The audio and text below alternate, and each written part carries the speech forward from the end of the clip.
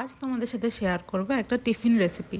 এটা আজকে আমি রনিকে দিয়েছি, শেজওয়ান ফ্রাইড রাইস, কিন্তু এটা ভেজ ভার্সন। কী সবজি নিয়েছি সেটাই তোমাদের দেখিয়ে দিচ্ছি। তোমরা চাইলে নিজেদের মতো সবজি নিতে পারো। পেঁয়াজটা দিলে বেশ ভালো লাগে, আর আদা আর রসুনটা ম্যান্ডেটরি, তাহলেই শেজওয়ান রাইসটা টেস্টি লাগে বেশি। তো প্রথমে আমি সর্ষের তেল দিয়ে দিলাম, তারপরে একটু লবণ দিচ্ছি যাতে কম ছিটকয়। তারপরে এর মধ্যে দিয়ে দেবো আমি কুচনো আদা আর রসুন।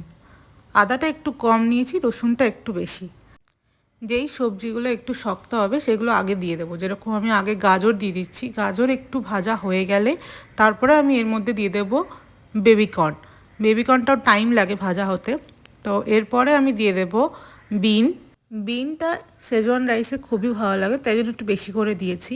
এবার এর মধ্যে একটু লবণ দিয়ে দেবো, তারপরে দিয়ে দেবো পেঁয়াজটা ভালো করে চপিং করে দিলে বেশ ভালো লাগে।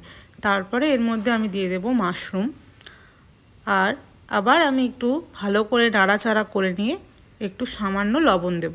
আমি লবণটা বারে বারে দিচ্ছি কারণ এতে টেস্টটা বেশি ভালো লাগে আমার। এইবার একটু নাড়াচাড়া করে নিয়ে আমি এর মধ্যে দিয়ে দেবো ক্যাপসিকামটাও দিয়ে নিয়ে আমি ভালো করে ভেজে নেব।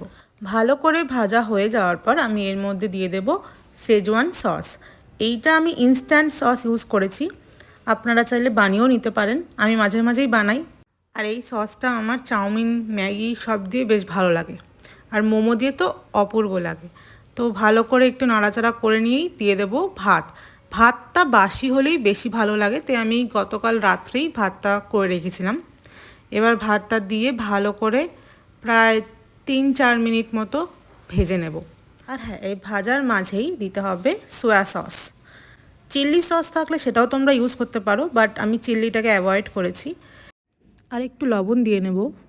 হ্যাঁ, আর যদি কেউ ভালোবাসো ঝাল তাহলে একটু গ্রিন চিল্লিও দিতে পারো। আমি সেটাও দিইনি কারণ রনি অতটা ঝাল পছন্দ করে না। তো আমাদের ভাজা হয়ে গেছে, গ্যাসটা আমি অফ করে দিলাম। দেখো রেডি। এবার আমি ওর টিফিন বক্সে ভরে দেবো। দেখা হবে নেক্সট ভিডিওতে। টাটা।